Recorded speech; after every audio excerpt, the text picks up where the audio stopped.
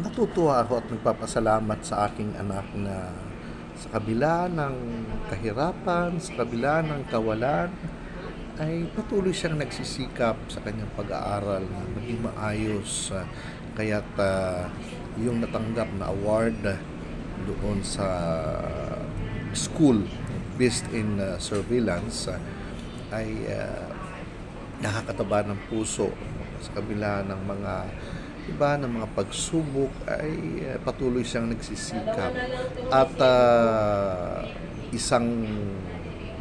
isang malaking bagay na siya ay makatanggap ng award para lalo siyang magsumikap, lalo niyang pilitin na matapos ang gusto niyang maging pagdating ng araw, yung pagiging pulis. So anak, congratulations, keep it up, at sa anumang hamon ay malalampasan natin ang lahat.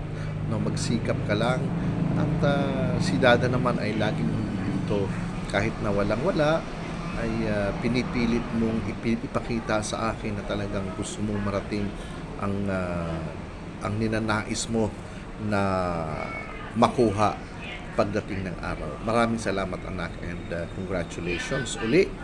God bless.